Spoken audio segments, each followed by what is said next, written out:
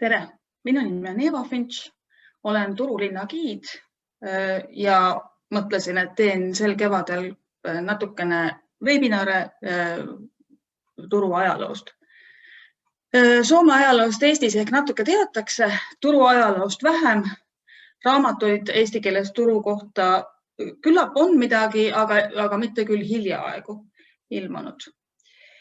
Nii et igal teisel laupäeval ilmub siis Facebooki järgmine video hommikul kell 11, kus te saate mind kuulata ja minu presentatsiooni vaadata. Ja eks ma hakkan siis kohe oma ekraani jagama.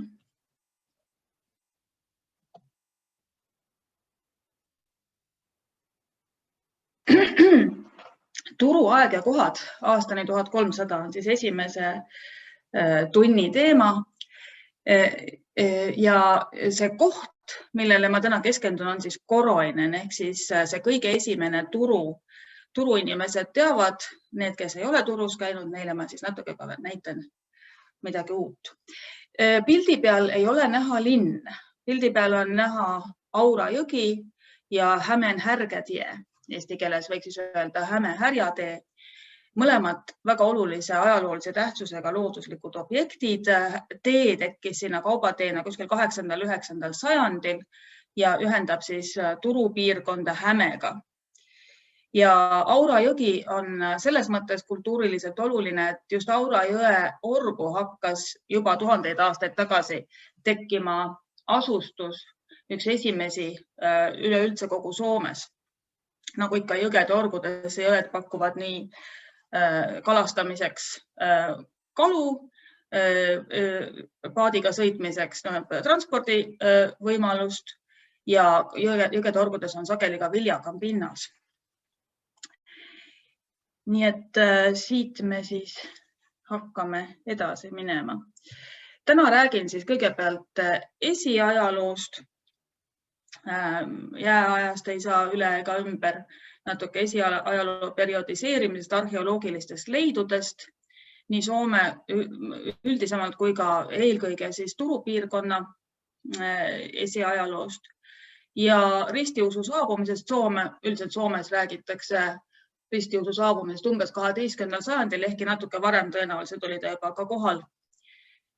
Ja siis Koroinenist ja turu Aolinnast. Aolinn on selline mõiste, millega tähistatakse linna algeid, esimest asustust, väikest asulakeskust, millest siis hiljem areneb päris linn.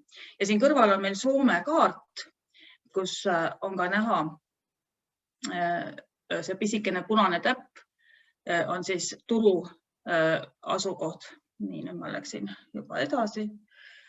Ja tuleb meeles pidada, et Soome on ju hästi suur. Soome on Eestist 8 korda suurem, ligi 350 000 ruutkilomeetrit. Ta on näiteks 1,5 korda suurem kui Suurbritannia oma territooriumilt. Nii et kui nüüd räägida asustusest, siis esialgu oli asustus pigem Soome lõunaosas, lõuna ja lääne osas, rannikualadel. Nii et suured alad olid ka päris inimtühjad. Veikseli jääaeg, mis kestis siis umbes aastast, algas umbes 110 000 aastat tagasi, lõppes umbes 10 000 aastat tagasi, nii et umbes 100 000 aastat ta siis kestis. Selle kese oli Skandinaavia kohal ja jääkatte paksus oli kohati kuni 3 kilomeetrit. Nii et see jääkate avaldas maapinnale säärast survet, mida me selle surve nagu maapinna tagasipõrkumist me kogeme tänase päevani. Siiani kerkib Skandinaavias, Soomes ka Baltimaades maapind umbes 4-5 millimeetrit aastas. See teeb siis sajandi kohta umbes 0,5 meetrit ja seda tuleb arvesse võtta, kui rääkida ajaloost. Just nimelt seda, et ütleme 1000 aastat tagasi olid paljud praegused maismaalad veel vee all. Jää hakkas taanduma 10 000 aastat tagasi. Natuke ütleme 15 000 aastat tagasi, aga Soome aladelt kuskil 10 000, nii et eks ta lõunast hakkas pihta ja vaikselt siis servi pidi muudkui kahanes. Ja inimene liikus sulava jää järel, nii nagu maapind lagedaks tuli, loomad hakkasid liikuma nende järel siis ka küttiv ja kalapüüdev inimene. Ja Soome aladel ongi siis esimesi inimasustuse märke aastast umbes 10 000 aastat tagasi teada. Ja siin selle parempoolse kaardi peal on siis nüüd näha Soome ala uuesti, kust me võime siis näha, mismoodi oli territoorium vee alt väljas umbes 10 000 aasta eest. Siin on siis näha, et umbes pool Soome territooriumist oli tol ajal veel päris vesi.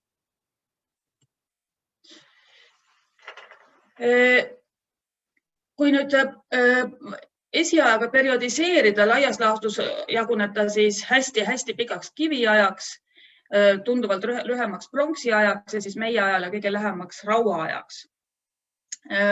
Kiviaega Soome aladel hakatakse arvestama umbes keskmisest kiviajast mesoliitikumist. See tähendab siis peale jääaega. Ja turualadel siis alles kuskil 3000-2000 aastat enne meie aega ilmus maismaa nähtavale, tekkis esimene asustus ja siis võib siis rääkida ka kiviajast turupiirkonnas. Mida kiviajal tehti? Eks ikka hoiti endal hinge sees, peeti jahti ulukitele, püüti kala, püüti hülgeid, korjati metsast söödavaid taimi, küllap ka võib-olla mingisuguseid juba ka ravimtaimi ja ehitati endale ka eluasemeid. Tolleaegsed kiviaegsed elupaigad olid suhteliselt ajutised, kuna pidi liikuma püütava jahisaagi järel. Ka need, ütleme, kalapüügihooajad tõenäoliselt vaheldusid aastaaegade järgi. Ja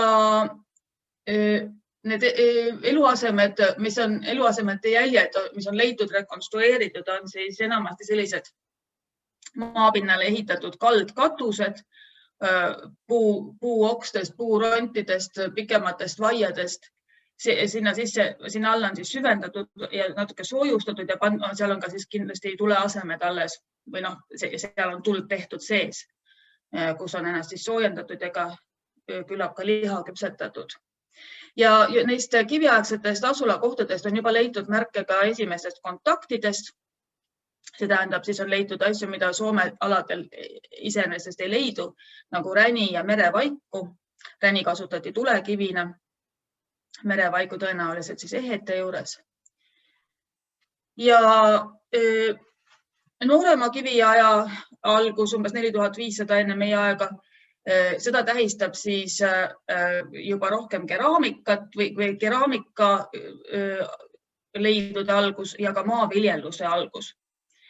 Siin kõrval pildil on näha kammkeraamika stiilis tehtud savikauss. Kammkeraamika ongi üks neist kiviaja kultuuridest. Teada just nende leidude järgi, mis on siis, kus keraamika esemetel on sellised kammipiiga, nagu oleks kammipiiga tehtud ornamendid peale. Ja tuleb arvesse võtta ka seda, et kiviajal toimusid üsna märkimisväärsed kliimamuutused Euroopas ja Soomes samamoodi, et kui alguses kohe pärast kiviaega oli kliima külm või ütleme jahe ja kuiv, siis kuskil 4500 enne meie aega umbes muutus kliima tunduvalt soemaks, merelisemaks, see tähendab siis ka natuke niiskemaks ja sellest on jäänud jälgi näiteks Ruissalu tammiku näol. Sellised parasvöötme lehtmetsad on tunnismärgiks sellest, missugused puud kasvasid siis tollel kiviaja soojal perioodil. Siin on nüüd näha ka selline rekonstrueeritud kiviaegne elukoht. Nagu näha, see katus on päris, varikatus on päris selline tugevasti, kenasti tehtud ja soojustatud ja seal all on siis selline maa sisse süvendatud eluruum. Mitte küll väga sügavalt süvendatud, aga ütleme kuskil meetri sügavuselt ja ka vist kuidagi moodi soojustatud. See on nüüd, nagu ma ütlesin, rekonstruktsioon, see on Oulu kandis selline kiviaja asula näidis. Ja siin on nüüd näha kiviaja perioodid, kammkeraamika, umbes siis 4200 kuni 2000 enne meie aega. Punamuldkalmed on huvitavad sellised punase mullaga märgistatud kalmed, maakalmed, maahauad ja Turu piirkonnas on Jägerla leiukoht on selline, kust on leitud just nimelt ka neid kalmeid, aga ka igapäevaelu esemeid ja saviesemete säilmeid. Siis tuleb vene kirveskultuur ehk nöörkeraamikakultuur, mis on siis liikunud siia Soome aladele lõuna poolt. Võime ka öelda, et äkki Eesti poolt. Nöörkeraamikaks nimetatakse sellepärast, et keraamika savinõud on tol ajal siis kaunistatud sellise nagu sisse vajutatud nööri kujutisega. Vene kirves ei tähenda mitte Venemaad, vaid ta tähendab paadikujulist kivikirvest, millel on silm sisse. Kirvesilma on sisse siis tehtud. Ja siis on tõenäoliselt juba mingisugused maaviljeluse alged ka olemas. On leitud õietolmu jäänuseid, millest arvatakse, et on juba ka Soome aladel põldu peetud. Ja siis kiukaiste kultuur siin umbes 2000 kuni 1500 enne meie aega on just leiukoha järgi Soomes on see kultuur nimetatud ja just tollest ajast siis praegu mõeldes umbes 4000 aastat tagasi on leidnud turualadelt esimene odratera, mis on juba päris kindel tõend selle kohta, et tollal on siis maad siin ka haritud ja vilja kasvatatud. Ikka endiselt kala- ja hülgepüügi vahendeid ja Turus on üks olulisemaid, suuremaid, väga rikkalikke leiukohti on Kärsämäe leiukoht, kus on kaevatud juba päris ammu 1920-ndatel ja 1950-ndatel tehti siin Kärsämäel kaevamisi ja leiti seal tohutul hulgal igasuguseid tööriistu ja vahendeid. Ja siis saabub pronksiaeg, kus juba nagu nimigi ütleb, võetakse kasutusele pronksist tööriistad, sõjariistad. Soomes pronks oli kallis, imporditud, sisse toodud metall, mis tähendab seda, et kivist tööriistade kasutamine jätkus sama terve pronksiaja vältel, et need kivist kirved ja ka adraterad olid veel tollal täiesti tavalised. Üks uudisasi, mis tol ajal ilmus, on siis kangurhauad, kivikangrud. Siin on üks foto pärineb just jällegi Turu Kakskerga saarelt. See on siis Nunnavuori nimeline kivikangur, mis on hauakangur. Mõned nendest hauakangrutest on arheoloogide poolt ka põhjalikumalt uuritud ja sealt on leidnud selle kangru alt lausa sellised kivikirstkalmed. Nii et kõigepealt on siis nagu kivikirstud, kiviplaadidest ehitatud kirstud seal põhjas ja siis on need kangrud sinna peale kuhjatud. Niimoodi ja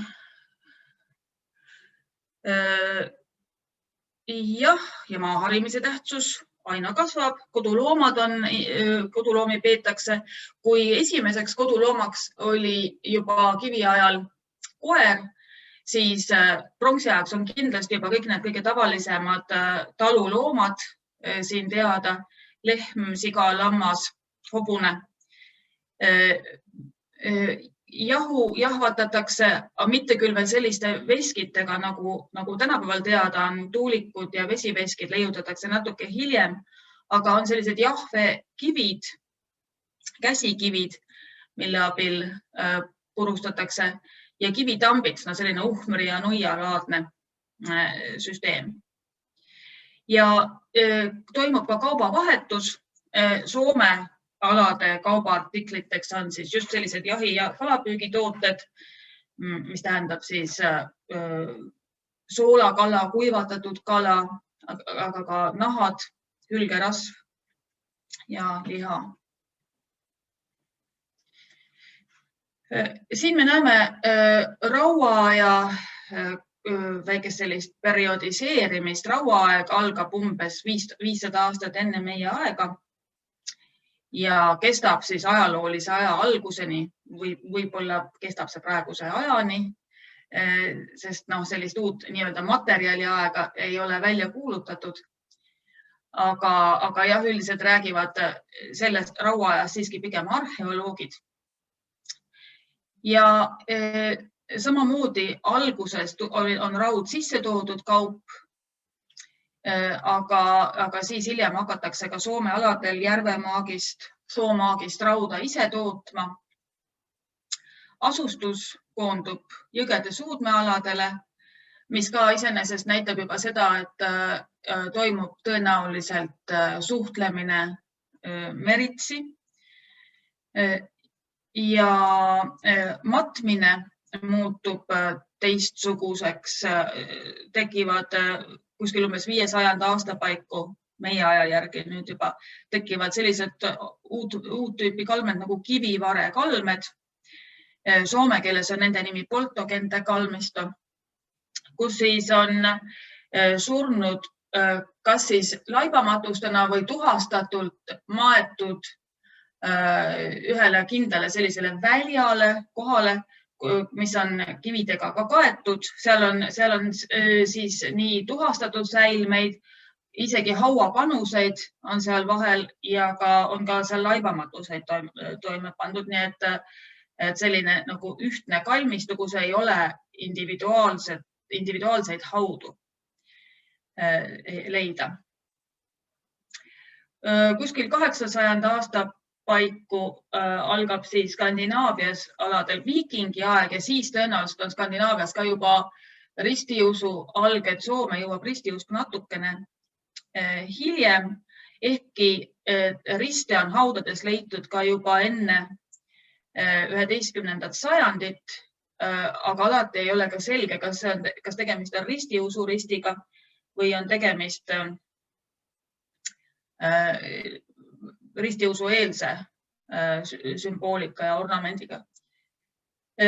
Küll on teada, et idapoolsed kontaktide mõjul on kandunud mõned ristiusu sõnad Soome, just näiteks sõna rist või raamatu piibel on tulnud just vana vene keelest, mitte lääne poolt. Niimoodi. Kui ma nüüd saan oma... Siin on selle pildi peal on nüüd näha rauaaegse naise riietuse rekonstruktsioon. Tõenäoliselt on tegemist sellise üliku naisega või jõukama naisega, sest on näha, et tal on palju ehteid ja tundub, et ka hinnalisi ehteid. Sõled kummalgi õlal ja palju käevõrusid. Palju kasutati pronksi, kasutati ka vaske. Hõbedat ja kulda vähem, kulda väga vähe on leitud Soome aladelt arheoloogias.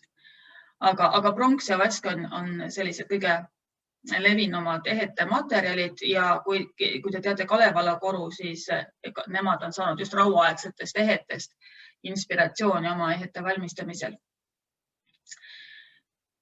Niisiis, turupiirkond rauaajal kaubandus ja maaviljelus käib siis Aura jõe orus, näiteks peamiselt siin turupiirkonnas ja külalaadset asustust leiab mitmel pool just seal samas jõe orus. Suurem leiukoht on näiteks Kurala külämägi, siiamaani olemasolev küla, mille alged on päris kindlasti rauaajas. Ja samuti Kurala Ristimägi, Saramägi, Martola Kivivare kalmed, Liedo Vanhalinna, seesama, mille pealt oli võetud see kõige esimene foto. See on siis suur vana linnamägi, kus on asustust juba vist kiviajast saadik ja kuni 14. sajandini välja oli seal kindlustatud asula.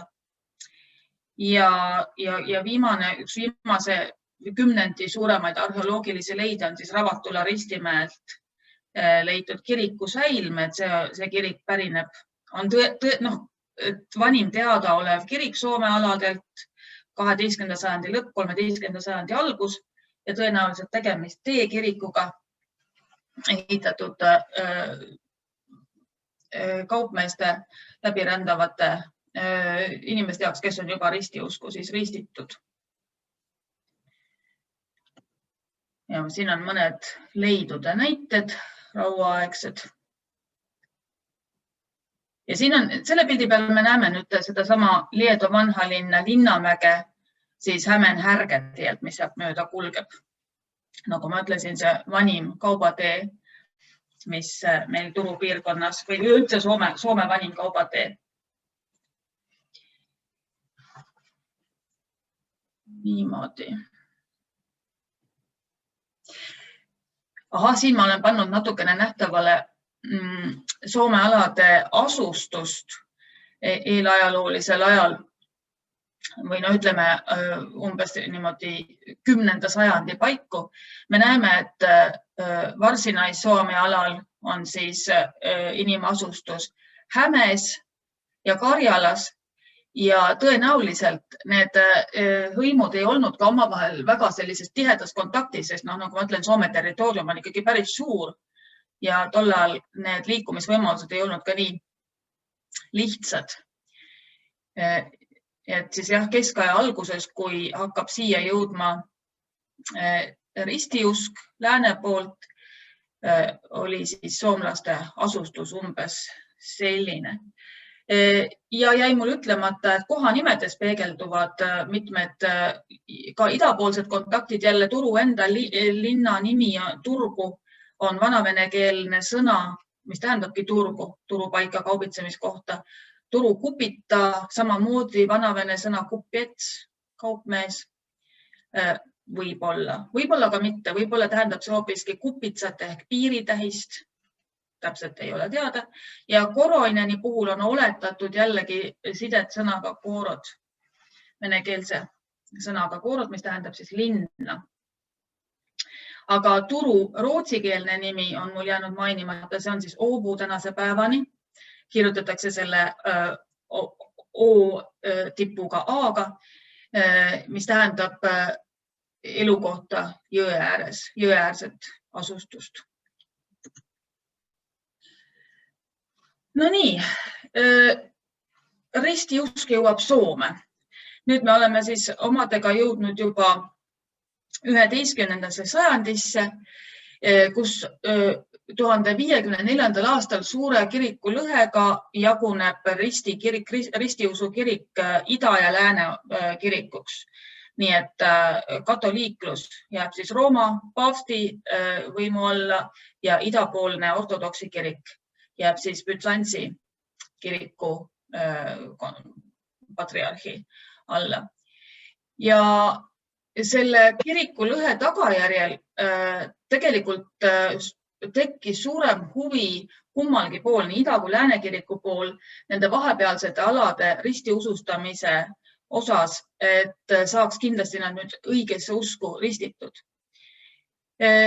Ja pärimuse järgi aastal 1155, pärimuse järgi selles mõttes, et dokumente tegelikult säilinud ei ole sellest, kuningas Eerik saabub Rootsi poolt Turu kupitaale ja temaga on kaasas Uppsala piiskop Henrik, kellega nad siis kahekesi sealt samast kupitaal kohe asuvad soomlasi, Soome rahvast ristima. Sellest ristimise sündmusest on Turu toomkirikus ka fresko Robert Wilhelm Ekmani maalitud, millest ma olen siin pildi pildistanud. Natukene küll viltu ta on, aga mis sa teed, redelit mul ei olnud. Ja selle pildi pealt on siis näha piiskopi mütsiga Henrik ja tema taga seisab krooniga siis kuningas Erik ja ümberringi Soome rahvas, kes ennast rõõmsasti ristida laseb. Piiskop Henriku olemasolust ei ole täpselt teada, kas ta oli ajalooline isik või ei olnud, sest nagu öeldud, dokumente ei ole. Küll aga on tema säilmed. Turu toomkirikust on leitud pühaku säilmed, millele on tehtud nüüd meie sajandil ka geenianalüüs või DNA analüüs, kuidas seda nüüd nimetatakse, mille põhjal on selgunud, et tõepoolest selline isik 12. sajandil elas ja võis küll täiesti vabalt olla pärit Inglismaalt. Nii et niisugune tõend on tänapäeval siis olemas. Henriku elutee siin Soome piiskopina pikalt ei jätkunud, sest juba järgmise aasta jaanuaris tappis tema Kööliön järve jääl soomlane nimega Lalli, mis oli selle Lalli sellise mõrtsuka töö motiiviks. Seal oli mingisugune raha öömaja eest maksmise riid. Lalli leidis, et piiskop oli teda petnud või kuidagimoodi lausa solvanud. Nii et jälitas seda seal järve jääl ja lõi ta seal surnuks. Olevat võtnud piiskopi mütsi, pannud endale pähe, läinud koju naise ette uhkeldama ja see piiskopi müts pärast oli tulnud peast ära koos tema peanahaga. Selline kole lugu. Aga piiskop Henrik siis enne, kui ta suri, oli jõudnud veel öelda, et veetagu ta sealt järve jäält edasi ja seal, kus vedaja härg väsib ja seisma jääb, sinna ehitatagu kirik, kuhu tema põrm maetagu. Ja see oli siis toimunud Nousiaisis, mis on nüüd mõnikümmend kilomeetrit siit Turust põhja pool.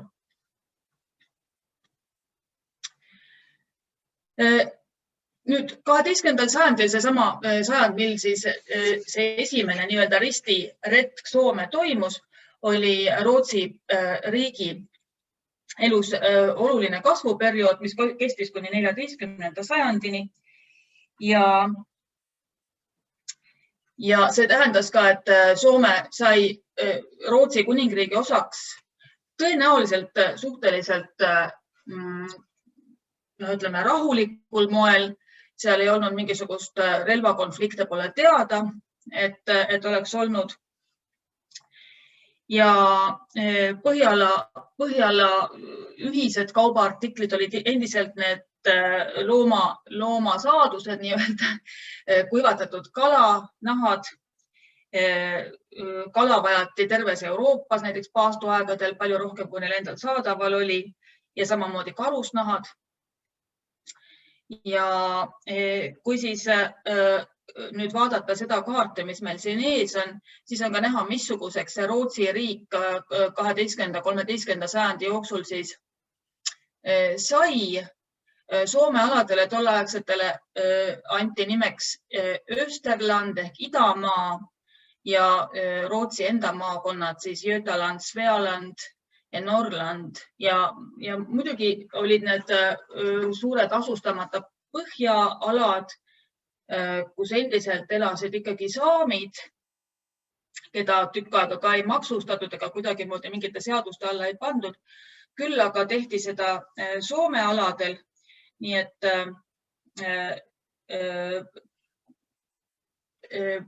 tehti juba kindlaks siis, pandi maksma Rootsi seadused ja allutati ka soomlased Rootsi riigi maksudele.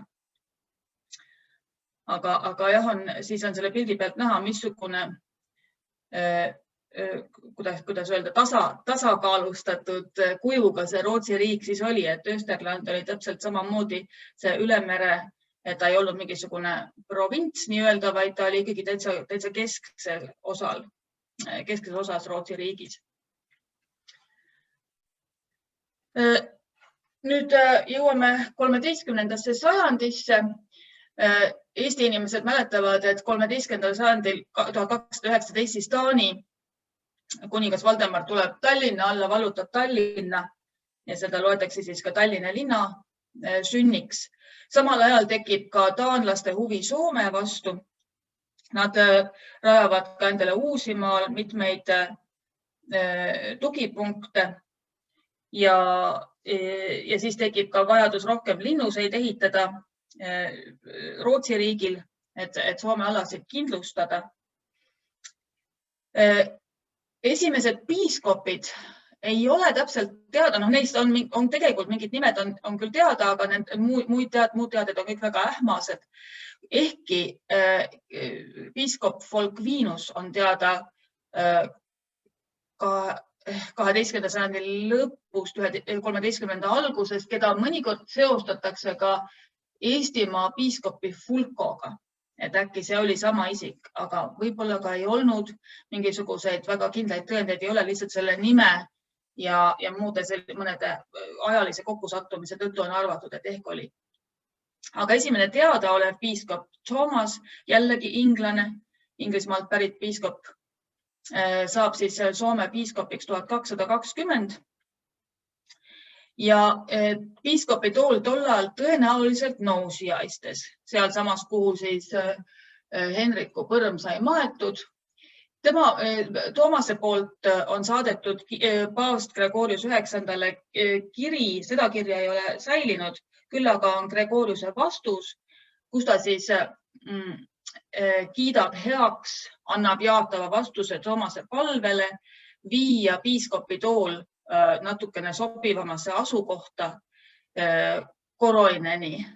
See on siis praeguses Turus asuv asukoht. Nii et sedasama Gregoriuse 9. kirja 23. jaanuarist mul on siin vale, palun väga, 1029, mitte 2029. 2029 on see, millal me hakkame seda tähistama. Tähendab 1229, nüüd ma ajasin kõik segamini, 1229 on siis see, mida loetakse Turu linna sünni kuupäevaks. Nii et siis tõenäoliselt peeti seda Koroineni poolsaart lihtsalt logistiliselt paremaks asukohaks. Ja see asub siis Aura jõe ja Vähejõe ühinemiskohas, selline kahe jõe vaheline poolsaare moodi nagu moodustis, kuhu siis rajati puidust toomkirik. Siin on näha selle kompleksi makett ja rekonstruktsioon. Nii et see kõige suurem puithoone, seal on siis kirik. Seal kõrval kivist piiskopi residents, see suurem kivihoone ja torni moodi kivihoone on siis vahitorn. Ja tõenäoliselt oli seal toomkiriku otsas veel üks hoone, aga see võis olla ka hilisem.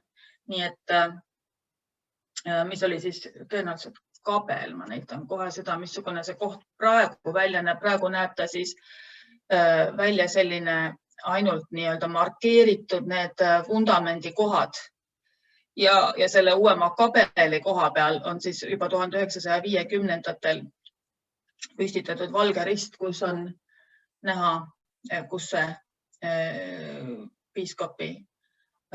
piiskopide kabel asus.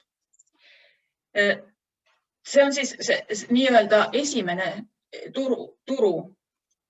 Piiskop Toomas ehk soomepäraselt Tuomas võttis ette ristiretki ja sõjakäike Novgorodi vastu, kes tollal oli juba väga suur ja vägev riik, 1240 ja paraku lõppes Tuomase jaoks lüüa saamisega see novgorodlaste vastu sooritatud sõjakäik.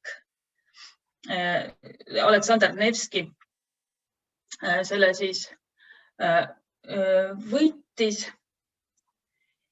Ja, nii et Neeval said nad lüüa, sealt on ka Aleksandr Nevski oma nime saanud. Ja samamoodi käis siis Toomas ristikäigul hämelaste vastu 1249–1250,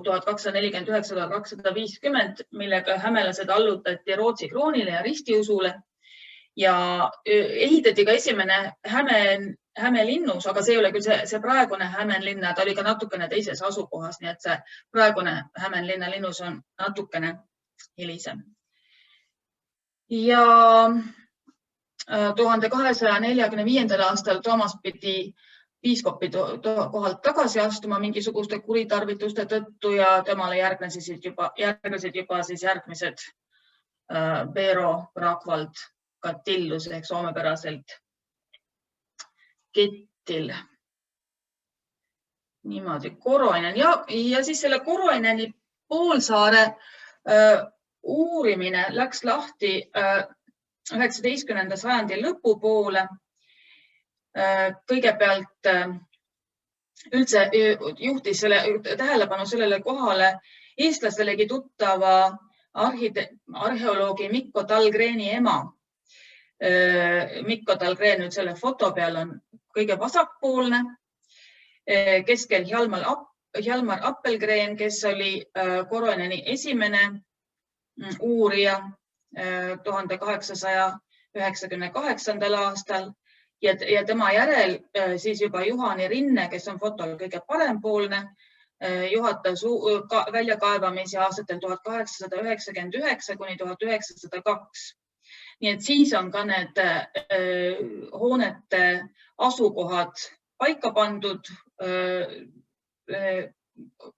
ütleme, need vundamendi osad konserveeritud ja tegelikult peale neid aastaid ei olegi Koroineni poolsaarel arheoloogilisi väljakaevamisi sooritatud. Siis jah, tehti kindlaks, et algne kirik oli umbes 10 meetri laiune ja sellest kirikust idas oli peaaegu ruudukujuline kabel, see 12x25, 12x12,5 meetrit suur ja siis Neeme lõunaosas piiskopi eluhoone ja kaitsetorn ja siis Neeme idaosas oli vallikraab ja vall, need on siiamaani seal alles ja näha. Ja niimoodi ta siis oli tol ajal ehitamise ajal veel merega üsna korralikult seotud, sest olid veel laevateed Halistenkoski joa kõrvalt läksid sinna Koroisten-Niemeni välja, kuigi õige pea Halistenkoski maapinna kerkimise tõttu juba muutus täiesti mitte laevatatavaks. Nii et see on ka põhjus, miks õige pea piiskopi tool ja toomkirik koliti selle koha pealt minema sinna, kus ta on nüüd praegu. Koroisten-Niemi piiskopide kompleks ja kirik oli tõenäoliselt kasutusel kuni 14. sajandi lõpuni. Vahepeal Turu uus toomkirik põletati maha novgorodlaste poolt, aga tõenäoliselt 1396 siis ka Koroiste kompleks hävitati Vitali vendade rünnakus. Nii et need arheoloogilised, tegelikult olid seal need varemed veel aastaid, see koht peeti ikkagi selliseks pühaks paigaks, sinna eriti aktiivselt seal mingisugust tegevust ei olnud ega ehitamist. Ja tänapäeval on seal väga populaarne jalutamise piirkond, sinna on pandud üles ka infotahvlid ja 2006. aastal tehti üle Vähejogi jõe ka sild, mis siis aitab ilusti kesklinna poolt tulles sinna Koroisten-Niemile pääseda. Mikko Tallgreni kohta ütlen veel nii palju, et teda loetakse Eesti arheoloogia isaks. Tema tuli 1920. aastal Tartu Ülikooli, õppis kohe naksti selgeks eesti keele ja hakkas arheoloogia loenguid lugema. Nii et selles mõttes on hea, et ta siin pildi peal on. Ja nüüd siis Turu, see, kus on praegune Turu toomkirik, kui te mõtlete praeguse Turu toomkiriku peale, ta asub väikesel künkal, mille nimi on Unikangare. Ja see Unikangare ümbrus oli tõenäoliselt asustatud juba siis 12. sajandil. Seal võis olla saksa kaupmeeste asustus, kuna, nagu ma ütlesin, Aura jõgi oli ilusti laevatatav, sinna nad võisid oma kaupu tuua. Tol ajal oli juba Hansaliit aktiivne ja põhimõtteliselt kontrollis kaubandust Läänemerel, aga Turu ega ükski teine Soome linn ei ole küll olnud kunagi Hansaliidu koosseisus. Turul on küll Hansaliiduga olnud palju kaubandussidemeid, aga liidu liige Turu ei ole olnud.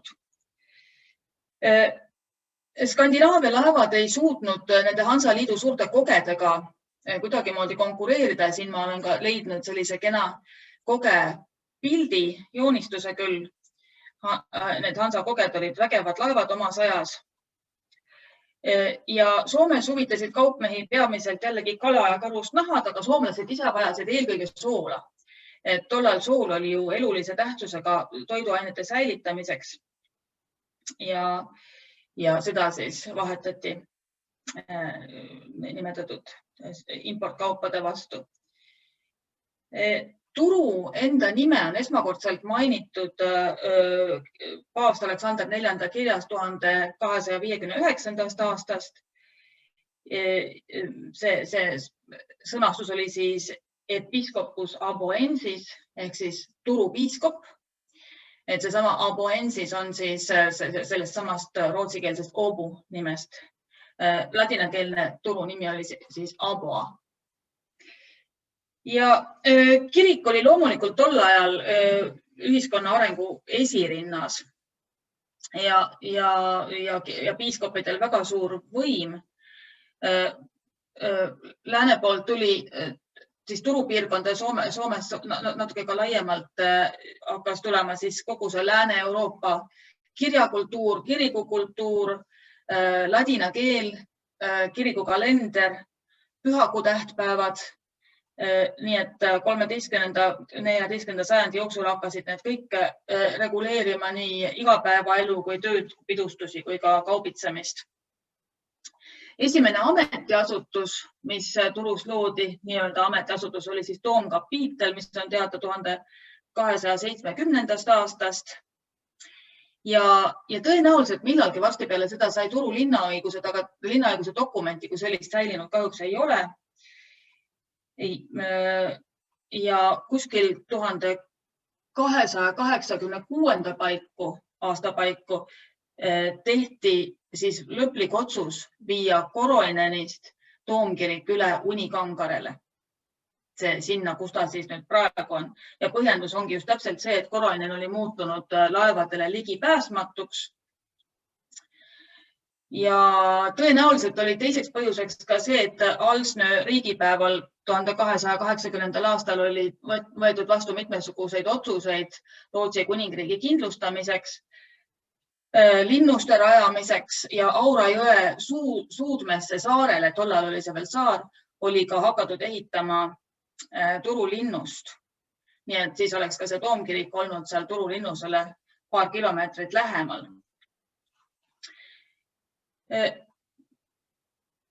Esimene asevalitseja siin Turus oli siis prefectus Finlandia Karl Gustafsson ja esimene Soome päritolu piiskop valiti aastal 1291. Tema oli siis Magnus ehk Mauno esimene. Ja tema nimega seoses on esmakordselt mainitud ka piiskopi Loss Kuusistos. Ka muidugi ladina keeles ühes kirjas on selline repliik nagu in custo. Ja seda siis peetakse Kuusisto esmamaa inimeseks. Mis siis tänasest meelde jäi?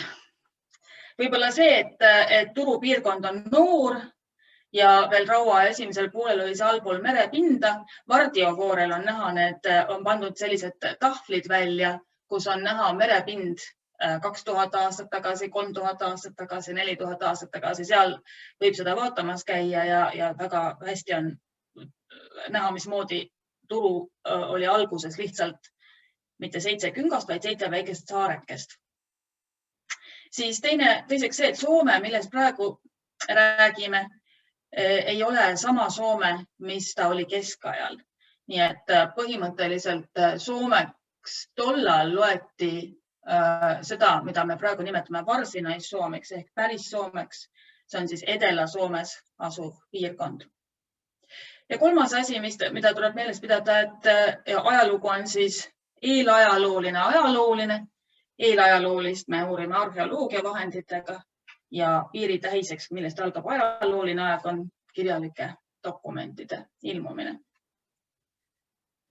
Mina tänan teid tänaseks päevaks ja soovitan tulla tagasi kuulama laupäeval 27. kell 11 ja siis ma räägin juba aastatest 1300 kuni 1500 turu elust. Aitäh teile!